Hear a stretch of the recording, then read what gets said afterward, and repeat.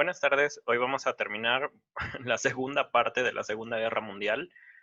La cantidad de información que hay sobre la Segunda Guerra Mundial es gigantesca. En esta ocasión, yo pensaba tener solo dos partes del video de la Segunda Guerra Mundial, pero probablemente salgan cuatro partes porque es muchísimo lo que hay que hablar y hay que hacer la nota de que a pesar de que la información está sintetizada, son tantas cosas que pasaron en 6 años que es imposible sintetizarlo más sin dejar fuera detalles importantes. Entonces, pues vamos a esto. Es una segunda parte un tanto repetitiva en el sentido de que ya muchas cosas las habíamos mencionado en la primera parte, pero se extienden algunas peleas, algunas guerras se unen con otras guerras y se vuelven parte de este conflicto gigantesco. De hecho, cuando estaba investigando para esta segunda parte, conocía un poco sobre la invasión alemana en África, pero nada más de rascarle un poquito me di cuenta de que hay muchas cosas que no sé sobre la guerra mundial en África, que es uno de los continentes que se suele dejar de lado siempre. Y la verdad es que es pues bastante más interesante de lo que parece o de lo que solo se nos dice superficialmente. De hecho, en muchos libros de historia ni siquiera se recogen las peleas en África, eh, y pues que fueron pues claves también para el dominio del mar Mediterráneo y el Mediterráneo pues para defender los intereses económicos tanto de Inglaterra como de Italia y de Alemania, y como lo decía hace un ratito, pues se suele dejar fuera. Entonces vamos a empezar porque es mucha información otra vez y probablemente eh, haya hasta 4 partes o hasta 5 partes de esta serie de videos sobre la Segunda Guerra Mundial. Es uno de mis temas favoritos, ya lo había dicho, pero ahora, después de investigar lo de África, perdón, pues veo que aparte de que es uno de mis temas favoritos, cada vez me doy cuenta de que desconozco más de lo que sé. Entonces, vamos a empezar. Tenemos aquí una foto de uno de los cruceros de batalla del USS California, perdón, que es uno de los tantos cruceros de batalla que se hunden o que quedan dañados en el ataque de Pearl Harbor que sucedió el 7 de diciembre de 1941, que es lo que catapulta a Estados Unidos a la Segunda Guerra Mundial. De esto ya habíamos hablado un poco en la primera parte de esta miniserie. Habíamos dicho que Estados Unidos estaba indeciso de entrar o no entrar a la guerra. Sí tenía como algunas cuestiones más a favor de los aliados que del eje. De hecho, investigué y parece que había un embargo económico a Japón para intentar disuadir una guerra que tenía con China y de la que voy a hablar un poquito más adelante. Y Japón, de alguna manera, se adelanta a los hechos y termina invocando a Estados Unidos para que participe en la Segunda Guerra Mundial. Bueno, esta es solo una imagen mientras estaba el bombardeo de Pearl Harbor, perdón. Hay muchas cosas que suceden durante estos 2 años de conflicto. En esta ocasión vamos a tratar de 1941 a 1943, solo son 2 años. Y no estoy retomando todos los frentes porque es muchísima información. Repito, es una cantidad bestial. No puedo eh, manejarla todo tan bien y tan... Ajá, no se puede resumir. Bueno, ¿cuál es el mar Mediterráneo? El mar Mediterráneo es aquel que se encuentra dentro de esta formación que son el sur de Europa y el norte de África. Este mar, desde tiempos romanos, se le llamó el Mare Nostrum o Nuestro Mar, y se le llamaba así porque Roma tenía dominio de todas estas secciones, ¿no? Entonces, como dominaban todo el alrededor del mar Mediterráneo, los romanos lo llamaron Nuestro Mar, el Mare Nostrum. Y cuando se desintegró el imperio y conforme han pasado los años, pues se le llamó el mar Mediterráneo, el que está en medio de la tierra, pero realmente es este mismo mar, el mismo mar que hablaban los romanos. Este mar siempre ha tenido problemas o siempre ha sido motivo de discusiones entre muchas naciones, porque como podemos ver en esta imagen, Este mar tiene acceso a todos los puertos importantes, tanto de África como de Turquía, que en la antigüedad fue Constantinopla, y todas las naciones, digamos, ricas de Europa también. Entonces, es un mar que es estratégicamente vital para poder conectar cualquier imperio o cualquier civilización. Y durante los tiempos de la Segunda Guerra Mundial no era la excepción, era un mar que conectaba todos los puertos de Grecia, Italia, eh, España, Túnez en el caso de África, también de Egipto, me parece que puertos como Alejandría, que bueno, en su momento se llamó Alejandría, y Turquía, solo para mencionar algunos, ¿no? Entonces, habíamos dicho durante el video anterior que en 1940 Francia es tomado por las fuerzas del eje de manera inmediata. Adolf Hitler ataca a Francia y los franceses, como dependían de la línea Maginot, pues no previeron que fueran a rodearla y atacarlos y dominarlos como en 6 semanas, ¿no? Habíamos dicho que en menos de mes y medio los franceses habían sido derrotados por Adolf Hitler. Entonces sucede que en esta época o en este tiempo de ver qué es lo que iba a pasar con el mundo, de decidir qué era lo que se iba a hacer para mejorar o para defenderse de esta máquina alemana imparable, Inglaterra decide que lo mejor que puede hacer, así como en algún momento Churchill decidió que iba a sacrificar Londres para darle tiempo a las fuerzas aéreas británicas, también él mismo decidió que iba a atacar a la armada francesa, a todos los barcos de guerra franceses, para hundirlos y que los alemanes no pudieran capturarlos y hacer más peligrosa la Kriegsmarine. Entonces, Winston Churchill le dice a los franceses que tienen algunos días para ellos mismos sabotear sus barcos, pero los franceses, pues con este orgullo que los ha caracterizado, a pesar de haber sido derrotados, decían que pues iban a poder defenderse o reconstruir el ejército francés. Y Winston Churchill dice, pues nada, no es cierto, no van a poder, y presentan una amenaza real y una amenaza seria para la flota inglesa. Y en un solo día, bueno, en un solo ataque, vamos, en la batalla de Mers el Kabir, los ingleses atacan las fuerzas francesas que están estacionadas y destruyen prácticamente todo. Y es una cosa que es desproporcionada a más no poder. Los franceses pierden 1.300 hombres, pierden prácticamente toda la flota, y los ingleses solo pierden 2 aviones.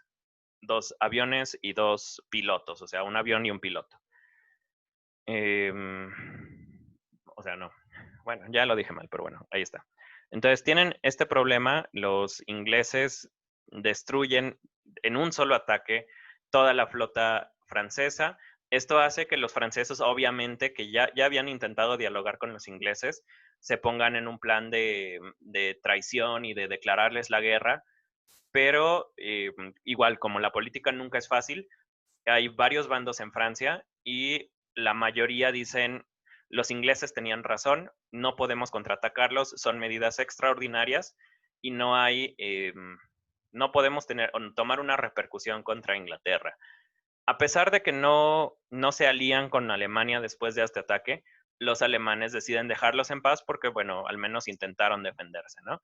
Entonces, es un ataque que daña mucho las relaciones entre Inglaterra y Francia, sobre todo porque siempre han tenido como roces. A lo largo de la historia siempre han sido dos naciones que se la pasan peleando junto con España.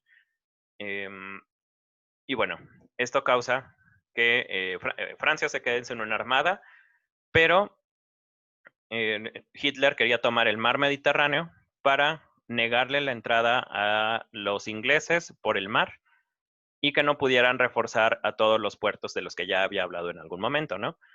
También para que Italia pudiera moverse libremente y que pudiera dominar el mar como lo habían acordado en los primeros planos de guerra o en las primeras versiones de la estrategia que tenía Hitler.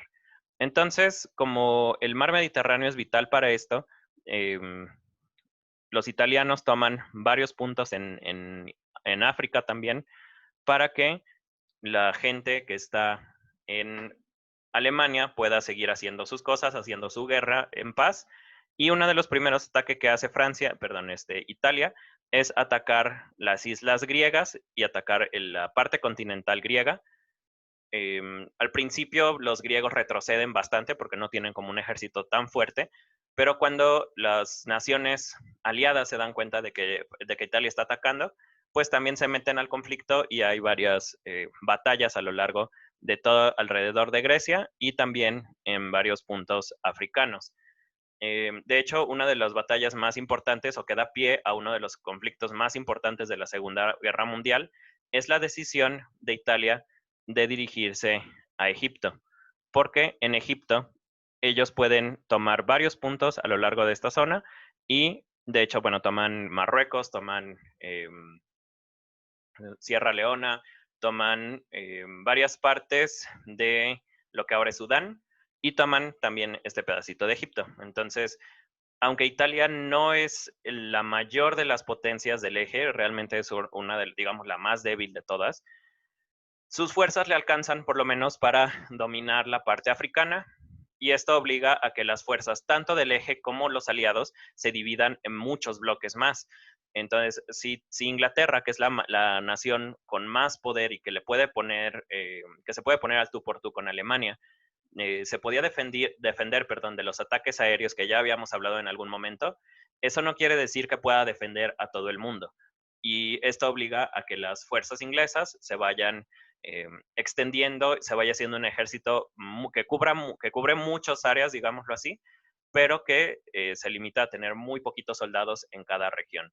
Eso es como una de las cosas que hace muy bien el eje, logra dividir a los pocos defensores que hay. Para este momento, todavía Estados Unidos está en duda de si se va a meter o no a la Segunda Guerra Mundial.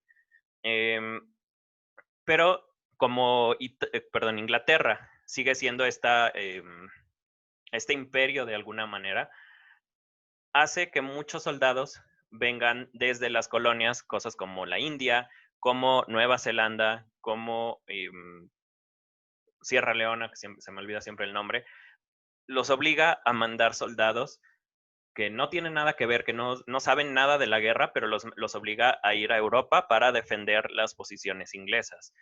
Em, durante, esta primera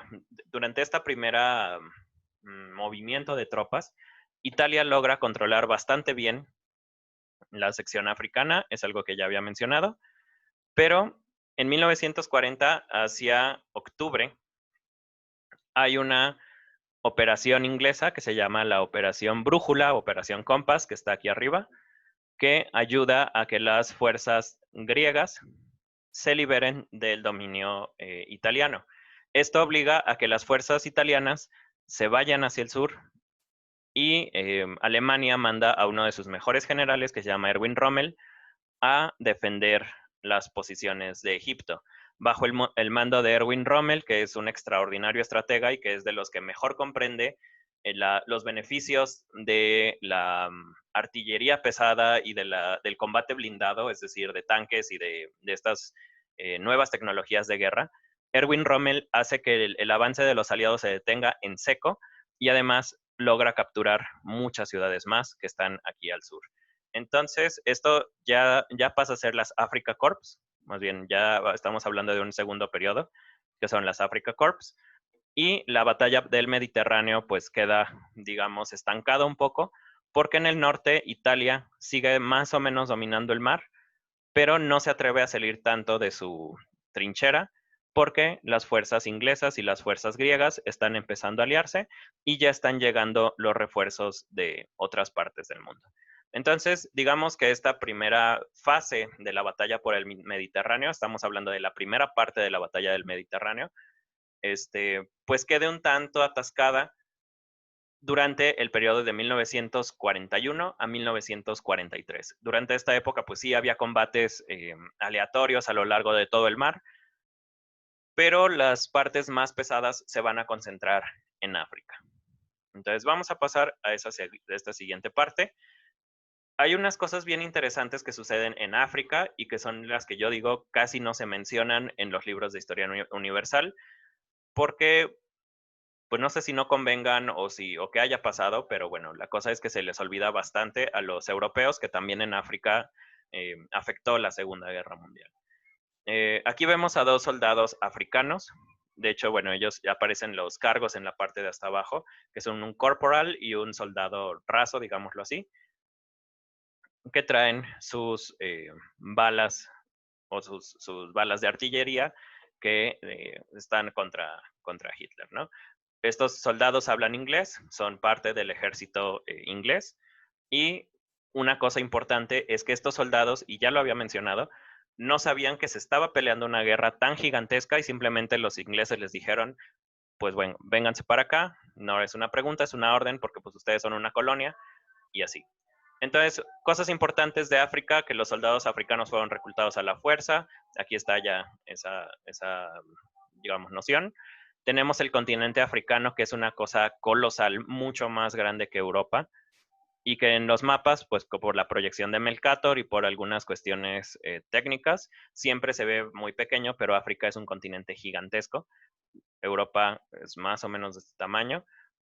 Aquí están las conexiones, aquí está Asia, y aquí está Rusia, la India, y así, y aquí está Madagascar. Entonces, en esta parte vemos, quizás está un poco exagerado o está muy mal proporcionado, porque además es un dibujo rápido en la computadora, pero es más o menos la proporción real que existe entre África, Europa y Asia. Entonces vemos que es un continente masivo. Si tenemos a México como referencia, México es como de este tamaño. Y Estados Unidos aquí, ¿no? Entonces sí es un mapa muy, muy grande y casi la Segunda Guerra Mundial abarca prácticamente todo esto. Entonces, vemos que afecta a muchos de los países de África y casi no se habla de ello. Ahí está Madagascar también. Naciones que son afectadas por la Segunda Guerra Mundial, aunque sea de pasada, son Egipto, que está de este lado, Madagascar, que está de este lado. Egipto, Madagascar, tenemos Sierra Leona, Nigeria, tenemos Casablanca, que está por aquí, y tenemos varias afectaciones de este lado. ¿Por qué es tan importante para los alemanes o para las naciones controlar África? Porque si controlas el norte de África, estás controlando también el sur de Europa. Como les decía, la batalla por el mar Mediterráneo se transforma en una guerra de ver quién controla África. Como África en ese momento eran colonias también que mandaban recursos y mandaban dinero a Europa, pues cortar sus comunicaciones también afectaba a tanto a los franceses como a los ingleses, que eran los que más territorios tenían en África. Son eso y también como posición estratégica, les digo, como si controlas África, controlas el mar Mediterráneo. Entonces, los italianos, perdón, vieron como un objetivo fácil o una presa fácil a los africanos, pero resulta que todas las naciones dijeron, con África no te vas a meter, y empezaron a meterle dinero y a meterle tropas de este lado. Entonces, Erwin Rommel llega originalmente a Egipto y empieza a empujar a los aliados para sacarlos de África. De hecho, durante desde 1940 que llega él, 1941, perdón, a 1943, hay muchos problemas con Rommel porque es un general extraordinario y conoce muy bien tanto a su gente como a sus vehículos y sus armas. Tiene una precisión técnica que no tienen muchos de los generales de otras naciones y eso hace que sea muy temido en toda la parte africana. De hecho, a él se le empieza a llamar el zorro del desierto y hay muchas leyendas y mitos con respecto a Erwin Rommel. Uno de los que yo conocía cuando me empezó a interesar la Segunda Guerra Mundial es que a Erwin Rommel muchos de los generales ingleses evitaban o prohibieron de plano que se mencionara el nombre de Erwin Rommel en los campos de batalla o en las formaciones, porque era un nombre que inspiraba temor a los soldados. Tanta era su fama que llegaba a esto. Y además, las personas que peleaban contra Erwin Rommel decían es que pues él nunca atacó por la espalda, nunca llegó de sorpresa, siempre hizo la guerra, digamos, honorablemente, que era algo que no tenían los demás generales de Hitler. Entonces, Erwin Rommel, y vamos a hablar un poquito de eso ahorita que pasemos a la siguiente, es una de esas figuras históricas que tienen un peso y digamos, sería como el contrapeso de Adolf Hitler en cuanto a la fama y a todo esto. Hitler siempre se ve como este personaje malvado y sin redención, y Erwin Rommel se ve como uno que sí estaba del lado de los malos, pero que tenía un honor mucho, mucho más grande que cualquiera de todos sus asociados. Entonces, atraviesan estas naciones, ahí están algunas mencionadas.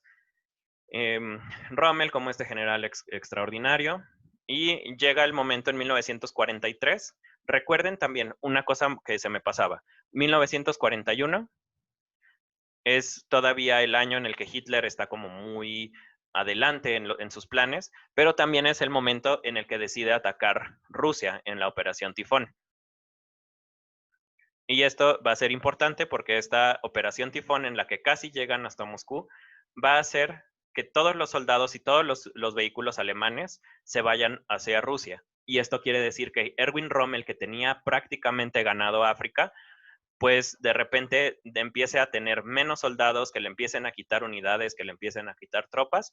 Y en 1943, cuando ya estaba bastante avanzada la guerra, ya prácticamente había dado la vuelta el conflicto, en 1943 Erwin Rommel ya no puede sostener la lucha en África porque Hitler le está quitando recursos y porque los ingleses, como ya están más libres del yugo alemán, como los alemanes ya se tienen que preocupar por Rusia, ya se tienen que preocupar por Estados Unidos de este lado, ya se tienen que preocupar para ver qué van a hacer con Italia, porque para este momento Italia ya está derrotado. Eh, pues entonces ya no pueden sostener la lucha en África y a Rommel lo mandan de regreso. Entonces la Operación Torch fue básicamente un jaque mate a una partida que ya estaba ganada. La Operación Torch ayuda a liberar a las naciones africanas que estaban bajo el yugo alemán y limpian toda esta parte, digámoslo así. Pero también tenemos varios conflictos, uno de ellos en 1941 también.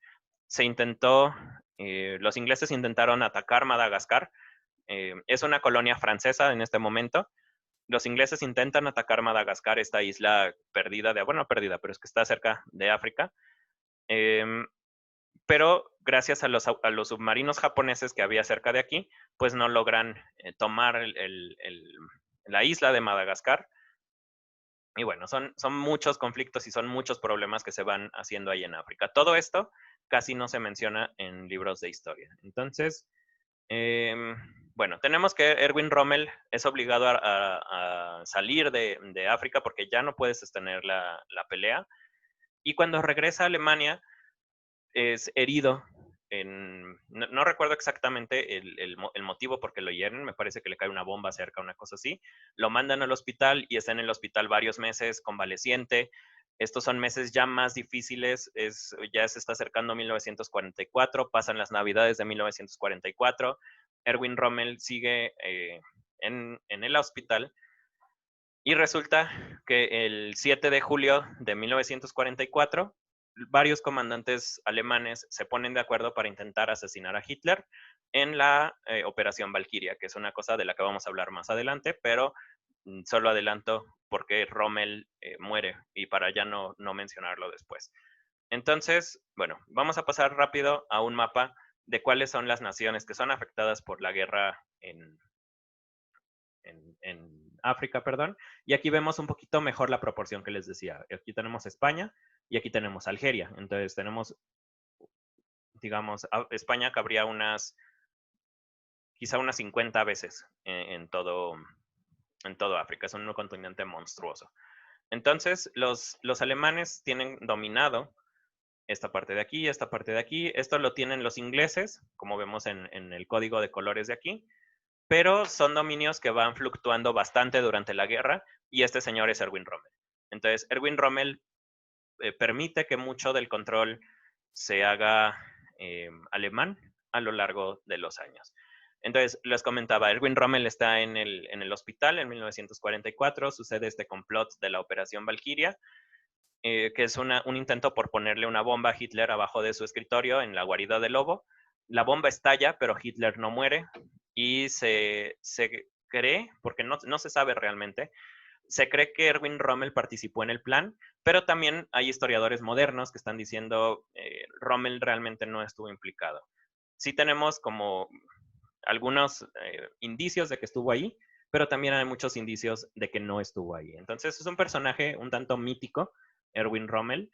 Em, Se me fue a anotar el nombre del historiador que lo decía, pero hay un historiador que dice que la figura de Rommel em, fue utilizada por Winston Churchill para intentar mantener la cordura sobre lo que iba a pasar con los alemanes una vez que terminara la Segunda Guerra Mundial. Porque, bueno, una vez que falla este plan de Operación Valkyria, Erwin Rommel es implicado como uno de los tantos sospechosos que hay, junto a Stauffenberg y junto a un par de generales más. Erwin Rommel al final decide suicidarse para que dejen en paz a su familia y los nazis lo cumplen, ¿no? Se suicida, toma una cápsula de cianuro, que es este famoso veneno alemán, que era, lo ingerías y morías en unos minutos, se suicida, dejan en paz a su familia. Y esto pasa en 1944, cuando termina la guerra en 1945, llegan luego los juicios de Nuremberg en 1946 y mucha gente europea estaba obsesionada con esta idea de que el alemán era terrible. Y Winston Churchill, como el extraordinario orador y manipulador de masas que fue junto a un montón de otros personajes, dice, Erwin Rommel fue uno de estos generales nazis que sí seguía a Hitler, pero no tenía nada que ver con él. Él era honorable 100%, él era otra calaña de héroe, digámoslo así. Pero bueno, hay un poco de manipulación porque pues también es como extraño, ¿no? No hay nadie que sea completamente blanco ni nadie completamente negro. Bueno, quizás sí. Pero bueno, Erwin Rommel es una de estas figuras que se hizo legendaria porque lo que sí está comprobado es que era un caballero en el campo de batalla. Digo, claro que su trabajo era matar gente, eso pues es un soldado igual que todos los soldados de la Segunda Guerra Mundial, pero siempre respetó las vidas humanas, cuando hizo prisioneros los trató bien, entonces fue como muy, no sé, como fuera de los alemanes más nobles que hubo dentro de toda esta cosa que fue el Tercer Reich. Entonces tenemos esto es nada más para que tengan una idea del mapa. Y una vez que fracasa la campaña de África, obviamente los nazis dejan de meterle dinero a esa zona, pero las partes olvidadas de África es que pues toda la gente que combatió en la Segunda Guerra Mundial, todos los africanos que combatieron en la Segunda Guerra Mundial, los que sobrevivieron, porque también pues no todos sobrevivieron, regresaron a sus países y regresaron con ideas del nuevo mundo o del mundo eh, post-revolución industrial, ideas del capitalismo, ideas de la democracia, ideas que eran peligrosas para los cacicazgos y para pues todas las cuestiones imperiales que había en África, todas las revoluciones que vienen en África después de la Segunda Guerra Mundial, casi todas están encendidas por soldados que pelearon en países libres. Entonces eso es algo interesante y solo es una nota, es una cosa que a lo mejor luego hablo, porque me quedó como mucha espina sobre ese tema. Bueno, vamos a dejar la parte europea un tantito de lado, porque falta hablar de la segunda parte de la Segunda Guerra Mundial, que es la cuestión japonesa. Una vez que tenemos Estados Unidos aquí está México abajo para referencia, todo feo, perdón. Yo sé que así no es, pero bueno, está muy rápido. Tenemos aquí abajo ¿cómo se llama? Australia. Tenemos estas islitas de Nueva Zelanda, tenemos aquí Pearl Harbor, que está como por aquí, y aquí tenemos Japón, aquí tenemos China y las demás cosas de Asia. Entonces, es un mapa muy rápido y muy feo, pero nos va a servir para hacer las notas que tengamos que hacer. Habíamos dicho que Japón entra a la Segunda Guerra Mundial el 7 de diciembre de 1941, que es el ataque a Pearl Harbor, cuando los japoneses atacan directamente a Estados Unidos para intentar hundir toda su flota y que no tengan ninguna manera de contraatacar a Japón y que Japón pueda seguir haciendo lo que está haciendo. Porque para este momento Japón ya está en una guerra con China, una guerra que empieza en 1937 y que se encadena con la Segunda Guerra Mundial directamente. Entonces, Japón para este momento ya tiene 4 años en guerra y le vamos a sumar otros 4 años. Entonces, Japón pelea 8 años en diferentes guerras, pero son 8 años que se van encadenando. Entonces, Estados Unidos tenía un embargo de petróleo, es decir, no le mandaba petróleo y no permitía que otras naciones aliadas de Estados Unidos le mandaran petróleo a Japón, porque Japón estaba peleando con China. Y China era un aliado tanto de los soviéticos como de los americanos. Entonces, como estaban atacando a un aliado, Estados Unidos, como no quería meterse directamente a la guerra, lo único que hizo fue poner límites económicos.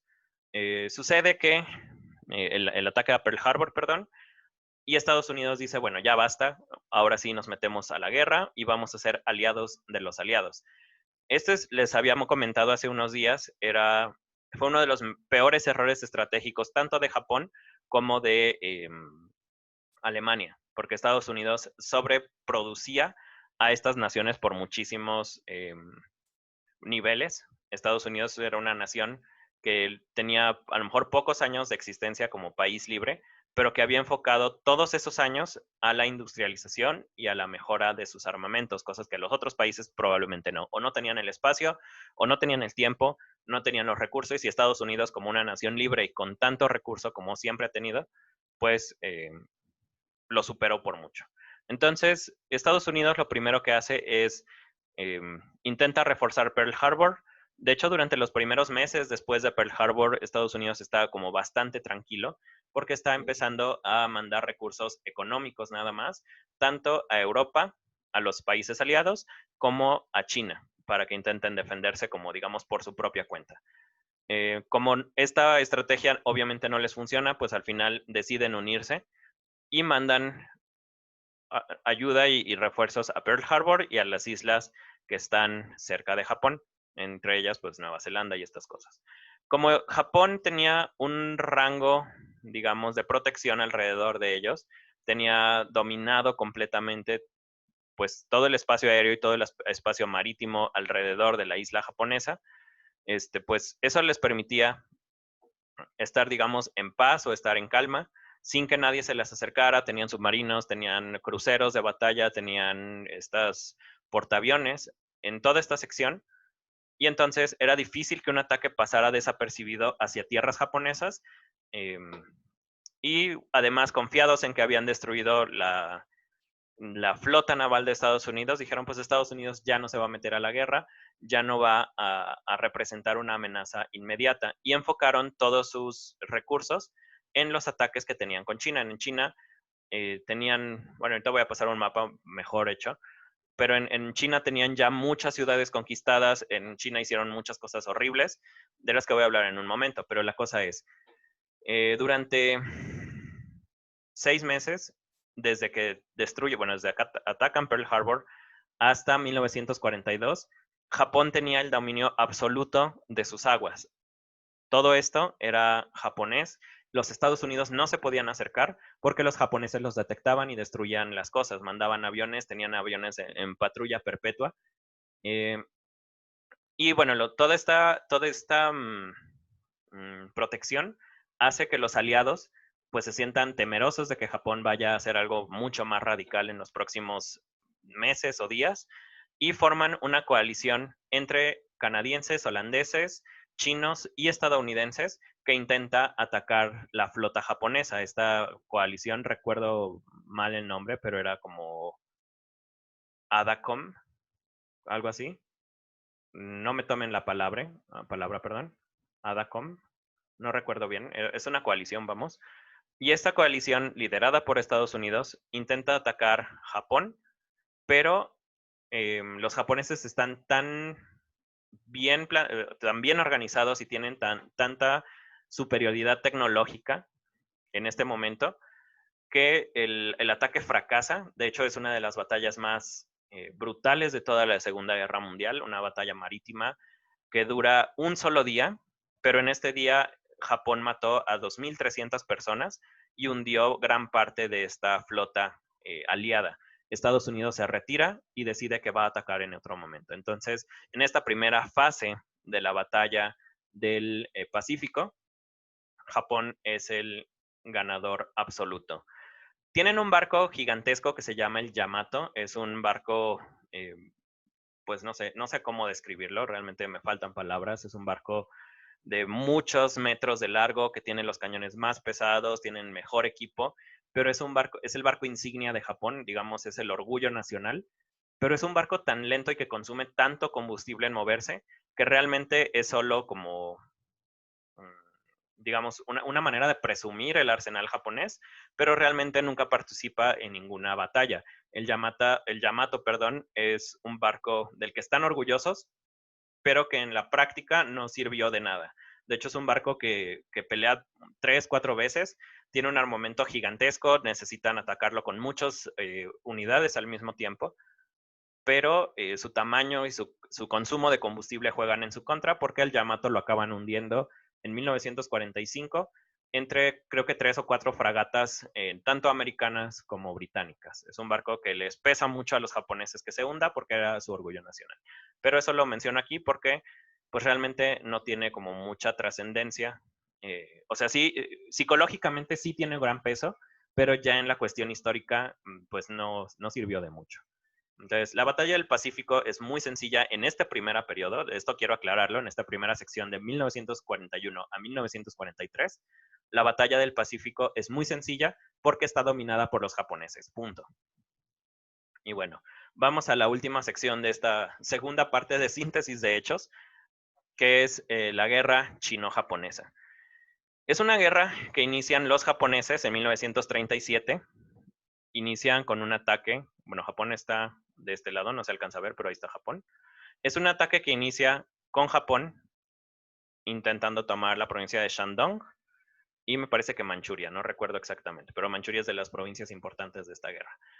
Japón para este momento sabemos que es una isla pequeña y para este momento tiene ganas de extender su territorio y como para este momento todo el territorio ya está dominado por los chinos, pues bueno, solo tienen dos opciones, atacar Corea, que no era digamos, un buen objetivo, o atacar China, que era pues el más débil de estos dos. Entonces deciden atacar China en 1937. Los japoneses avanzan rápidamente. De hecho, cuando estaba leyendo el de resumen de hechos, es como muy triste ver que los chinos perdían ciudad tras ciudad, que no podían meter las manos porque era bastante superior la tecnología japonesa. Y los chinos pues estaban bastante divididos porque estaban todavía con esta idea o estaban en el momento en el que están los intereses nacionalistas chinos contra los intereses comunistas chinos. Todavía no se sabe, es una república para este momento, pero no se sabe exactamente cómo va a proceder en su historia. Eh, y aunado a este conflicto pues sí, económico y político, está la idea de que pues Japón es mejor que ellos. Lo sienten de esta manera los chinos en este momento y esto hace que retrocedan bastante y que no metan las manos en el conflicto. Los japoneses avanzan muy rápido, cae ciudad tras ciudad, logran mantener aquí mucho tiempo, pero se frenan, digamos, en esta parte porque este mapa es de 1941. Entonces, en 1941 decimos que atacan a Estados Unidos y ese es el momento en el que la conquista de China se frena porque Japón se divide entre atacar a China y atacar a Estados Unidos. Aquí hay otra cosa interesante. En 1940, Hitler le manda en 1941, Hitler ataca a Rusia. Pero en 1940, o sea, un año antes de que esto sucediera, ahora sí, 1940, la URSS y Japón firman un pacto de no agresión. Entonces, vemos como Rusia, que es uno de los principales objetivos de Hitler, firmó un pacto con Japón, que está como muy lejos, tanto de Hitler como de los intereses de Hitler para este momento. Y esto hace que Japón se vuelva una carga para Alemania, porque Alemania, cuando en 1941 pide la ayuda de Japón para que Japón ataque Rusia desde el otro lado y poder entrar a Moscú, Japón ya tenía este pacto de no agresión y le dice a Alemania, ese interés es tuyo, a nosotros no nos interesa atacar Rusia, pero sí nos interesa atacar China. Entonces, ustedes se rascan con sus propias manos. Y esta traición de Japón le pesa mucho a Hitler porque frena y destruye completamente su plan de invadir de invadir Rusia, y le pesa mucho pues a la historia también. Si Japón hubiera decidido atacar Rusia, quién sabe en qué mundo estaríamos ahorita. Pero bueno, Japón no ataca a Rusia y pues eso le pesa mucho a los nazis, perdón. Entonces tenemos que Japón está atacando China, ataca a Estados Unidos en 1941, Estados Unidos entra a la guerra y la atención de Japón se divide en dos partes. Del lado chino, los rusos y los americanos le están metiendo dinero a China para que se levante y pues logran empezar a tener un mejor armamento, una mejor educación militar y empiezan a detener a los japoneses en estas orillas, ¿no? En todo lo que está marcado aquí. Entonces, esta parte es como muy significativa porque durante 4 años los japoneses hicieron lo que quisieron en esta parte de aquí, pero después de que entra directamente Estados Unidos a la guerra, su avance se alenta completamente y China empieza a hacerlos retroceder. Esta guerra se llama la Guerra Sino-Japonesa, es la segunda guerra sino-japonesa, y inicia en 1937, y se puede decir que termina en 1941, que no es así, pero es el momento en el que se fusiona con la Segunda Guerra Mundial. Entonces, esta Segunda Guerra sino-japonesa se transforma en parte de una de las muchas guerras que hubo en la Segunda Guerra Mundial. ¿Qué otra cosa es importante de esta parte? Bueno, cosas importantes. Aquí está el historiador que mencionaba hace rato, Ralph Blumenthal. Él dice que esta guerra sino-japonesa, la segunda guerra sino-japonesa, se puede considerar como una especie de holocausto o una especie de campo de exterminio asiático también. Hay una cosa que em, Japón cometió una gran cantidad de crímenes de guerra, algo que también se ha dejado un tanto de lado en los libros de historia, quizás por la nueva influencia de Japón, pero se saben de muchas masacres, se saben de muchos experimentos que hizo Japón con prisioneros de guerra. Tenemos dos en particular. El primero es la masacre de Nanjing, que es una zona que está aquí. No, perdón, Wuchang, perdón, este es donde está lo del coronavirus. Pero Wanqing, perdón, está aquí. Lo tenía ubicado hace rato, me parece que está aquí.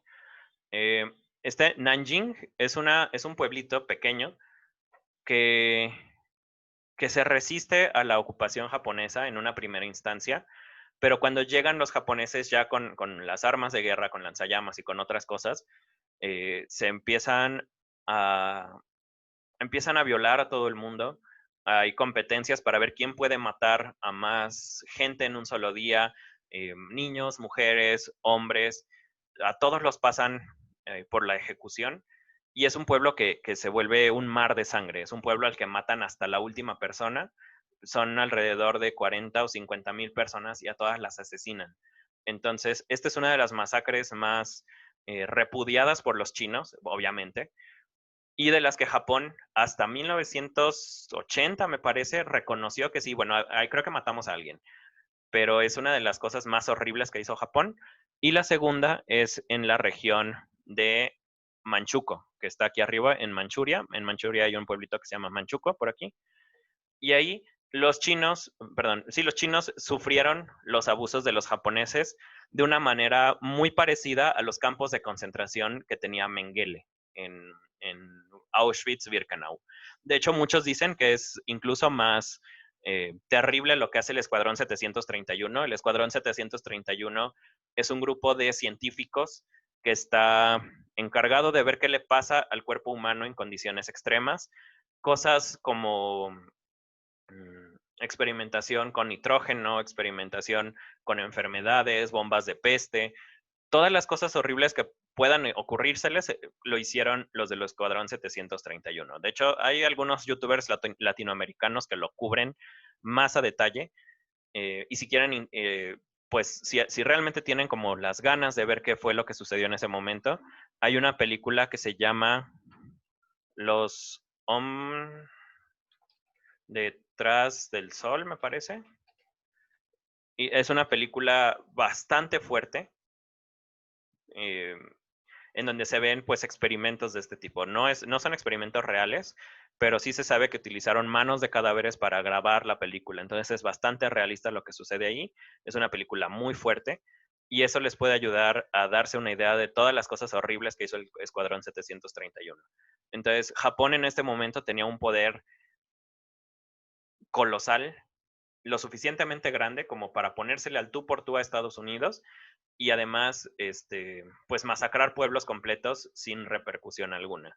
Japón en esta primera sección de la Segunda Guerra Mundial es, digamos, el ganador indiscutible, porque domina el mar y domina a China. Entonces, hasta aquí vamos a dejar este segundo video de la Segunda Guerra Mundial. La tercera parte va a cubrir cómo empieza a desarrollarse la bomba atómica, la rendición de Alemania y pues las victorias aliadas, vamos, que van a permitir la derrota tanto de Alemania como de Japón. También vamos a cubrir de manera muy rápida la derrota de Italia. Italia, varios generales alemanes decían que era más una carga que un aliado realmente. Entonces también vamos a hablar un poquito de la derrota de Benito Mussolini, perdón, pero va a estar pues muy breve la nota también. Entonces, para resumir toda la parte de la Segunda Guerra Mundial, parte 2, número 1, la guerra en África, número 2, la lucha por el mar Mediterráneo, número 3, la guerra chino-japonesa, que se extiende bastante, y número 4, cómo el ataque a Pearl Harbor provoca que Estados Unidos entre a la Segunda Guerra Mundial.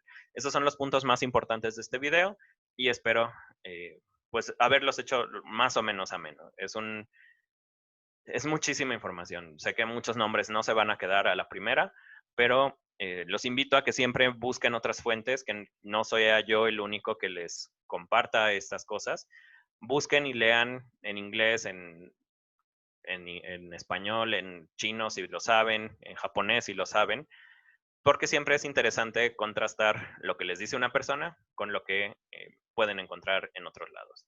Bueno, entonces por hoy es todo. Muchas gracias por unirse a esta exposición de la Segunda Guerra Mundial, parte 2. Esperamos la parte 3, espero poderla hacer más o menos pronto. Y la parte 4 va a cubrir cosas sobre la influencia de la Segunda Guerra Mundial de manera inmediata, como digamos consecuencias de la Segunda Guerra Mundial, y también vamos a hablar de consecuencias tanto en la cultura popular como en la ideología de nuestra era. Muchas gracias.